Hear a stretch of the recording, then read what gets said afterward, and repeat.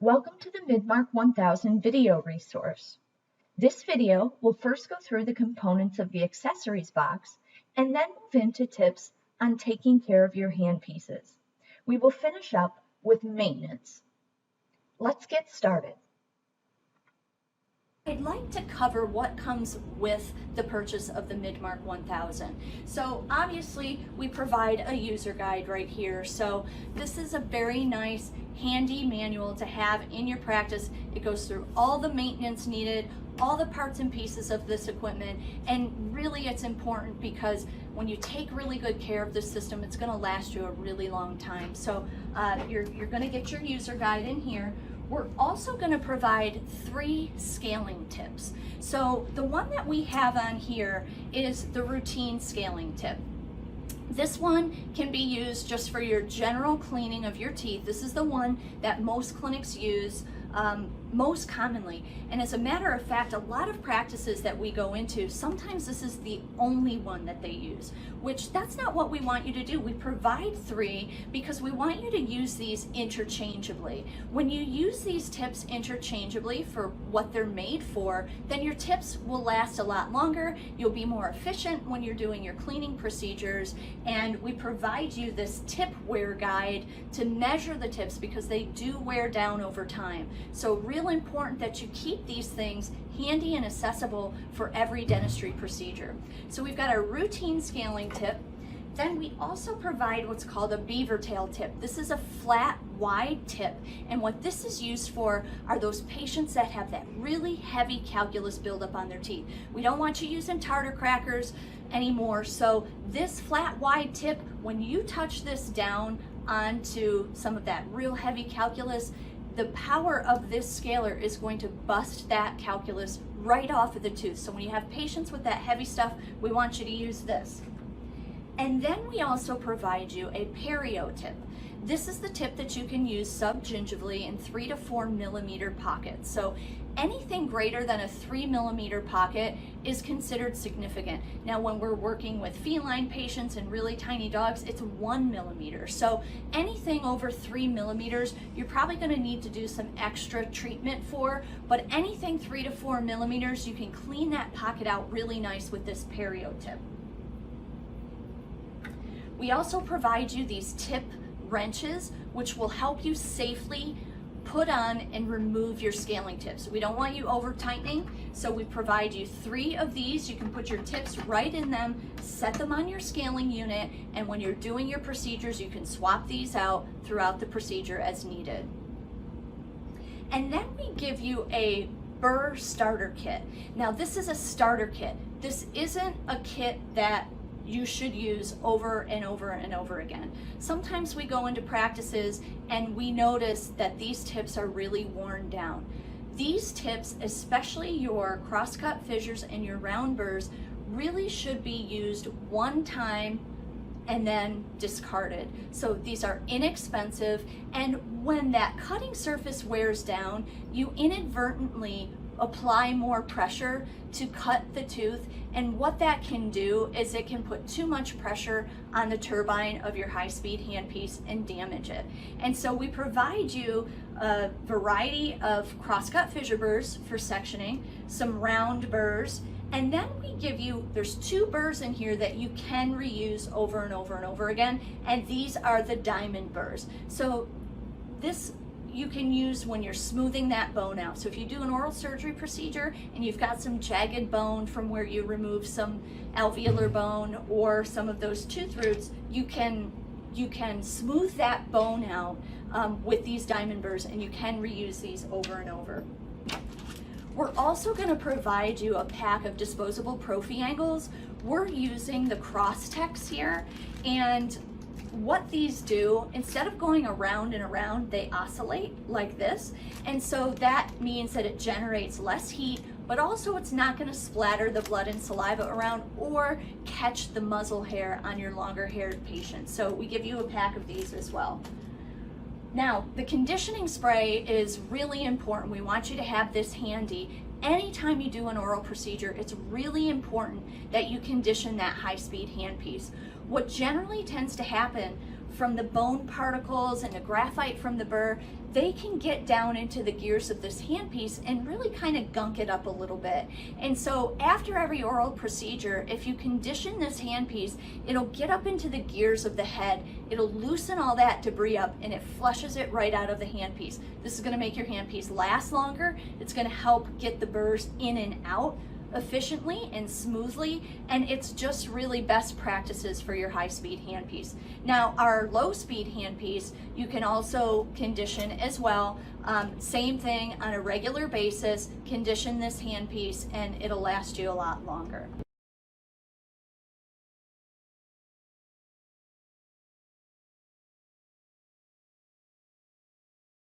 I'd like to talk a little bit about Handpiece Care. I want to focus really on our high-speed handpiece as well as our Scalar tips and our Scalar specifically. So we know that handpieces don't last forever, but there are some things that we can do to ensure that they last us for as long as they possibly can. I'd like to start first with our Scalar tips. Now, there's various different Scalar tips out there that can be used when doing cleaning procedures, and they should all be used interchangeably. We provide 3, and we think that there could be procedures where you may need to use all 3 of these tips during one procedure. So the more you change these out and switch them for particular areas that they're made for, the longer these tips are going to last and the more effective they're going to be. And so we've got 3 tips. We have a routine scaling tip. This is what you're going to do most of your routine scaling and cleaning with. So you've got your routine tip here. We also provide a Beaver Tail Tip, which is a flat wide tip. Now, how these are used is if you have a patient with that really heavy calculus buildup, generally we see it over these molars here in the back, but we don't want you using tartar crackers. We want you to use this Beaver Tail Tip, and when you set the side of that tip down on that heavy calculus, it's going to split it right in half and it's going to come right off of the tooth. And so you can use that tip for the heavy calculus. And then the third tip that we provide is our Perio Tip. So this is the tip that can be used 3 to 4 millimeters in the pocket subgingivally. This is really important because anything above a 3 millimeter pocket is clinically significant. So when we're looking at feline patients and really small dogs, 1 millimeter is significant, but any other patient that's a 3 or above, that's really significant, and you're probably going to need to do some additional work, but 3 to 4 millimeters you can safely get in there and really clean the debris on the tooth surface. So that Perio Tip is also really nice. Now, these do wear down, so depending on the technique of the user and the volume of dentistry that you do in your practice, these are going to wear down. And so it's important that you utilize this tip wear guide to help you understand if you're getting ready to need to replace your tip. So I do suggest that you measure these tips once a month and really keep track of when these get into the red zone. So it's got a green and a red, so it'll let you know when you need to replace these tips. I would like to talk about technique a little bit with all of our Scalar tips. You never want to use the very tip of any of these tips directly on the tooth surface. That can be very painful for the patient. So where these tips work best is really on the side. That's where the vibration is the strongest. And so I hold my Scalar just like I would a pen or a pencil. It's like a modified pen grip. And then I use that on the side to scale the teeth. You'll notice that it's much more efficient, it's very fast that way, and it's very safe. So all 3 of those tips, same thing. You never want to use the top of the tip directly on the tooth surface. So that's on our Scalar. There is a color-coded dial on the front of your Midmark 1000. You will notice on the bottom of the tips provided, there are blue rings around the bottom of the tips. This means when you are scaling, you want to keep the dial within the blue frequency range. This is the range where your tips will be the most efficient and the safest. Now I'd like to talk about our high-speed handpiece. Technique is a big important thing when we're working with high-speed handpieces. So we talked about these burrs here. We've got cross-cut fissure burrs, round burrs, diamond burrs, these are all used in various different ways depending on who you've learned from. But what's really, really important to keep your turbines lasting as long as possible is not applying too much pressure when you're either cross-sectioning or removing bone. The other thing I want you to keep in mind too is that these need to be disposed of after every oral surgery procedure. So with exception of our diamond burrs, which are used to smooth bone, any round burr or crosscut fissure burr that you use after that procedure, you should really put these in the trash can and put a new burr onto your handpiece. So it's a lot less expensive to buy a pack of burrs and replace these after every oral procedure rather than replacing your turbines. These turbines can be expensive, so we want to remove them. So what happens when you reuse them is they can wear down. So when the cutting surfaces of these burrs wear down, you inadvertently apply too much pressure to cut through your bone, and then what happens is it just over time really wears down those turbines and you'll have to replace them. So one of the things that I want to go over too, now I'm not a veterinarian, but I just want to share this with you when you're doing your procedures. If you've got a cross-cut fissure burr on your high-speed handpiece and maybe you're sectioning this upper fourth premolar, you want to separate all three of these roots out, what we don't want to do is take that cutting burr and drag down through the tooth. That also puts a lot of pressure on the top of that handpiece. How these burrs work best is to brush or paint down through the bone, and you don't have to use a lot of pressure. This rotates at 400,000 RPMs. It's got a lot of power.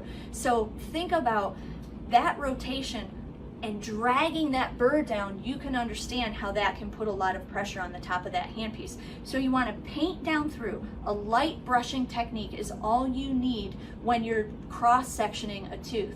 And when you have your round burrs on, if you're using those for sectioning, or maybe you're removing alveolar bone to expose a tooth root a little bit, then you really just want to skate across the pond with that. That's a term that Dr. Cindy Charlier uses a lot. It's just a very easy skating across that area that you want to remove. You're not using a lot of pressure on that either. So these things are really going to help keep those turbines in place and last as long as possible.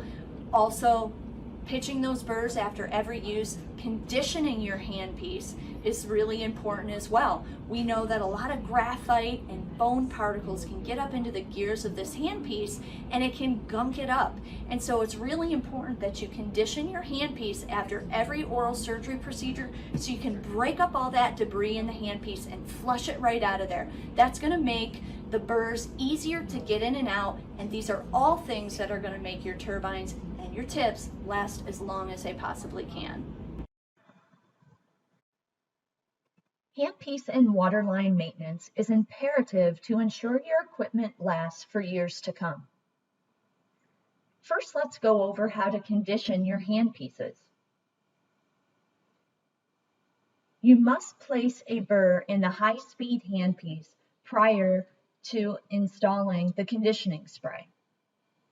First, you will shake the spray can well before each use. You'll assemble the red spray tube into the spray can head. Insert the tube into the drive air of your 5-hole high-speed handpiece. Press the top button of the spray can and spray until the conditioner flows from both ends of the handpiece head. Then you will remove the handpiece and shake off excess conditioning spray. You will reattach the handpiece to the hose and run the handpiece at full speed for 60 seconds. Once you've completed this step, you can wipe off excess conditioner and your handpiece is ready to go. Waterline maintenance can be easy with Dentapure cartridges. Biofilm can build up inside the tubing of every delivery system. It is necessary to keep that bacteria count down to a minimum. Midmark recommends the Dentapure cartridge for each water bottle to ensure 365 days of continuous waterline disinfection. The cartridge installs easily to the 1000's existing water bottle pickup tube. Lastly, I'd like to provide you with important contact information in the event you need technical or clinical support. 1-800-Midmark is the first number you will call in the event you are experiencing technical problems with your delivery system. Follow the prompts to Animal Health Dental Delivery. Have your serial number handy so a member of our technical services department can pull up your account and document your concern. You have 2 clinical resources to reach out to with clinical or training questions.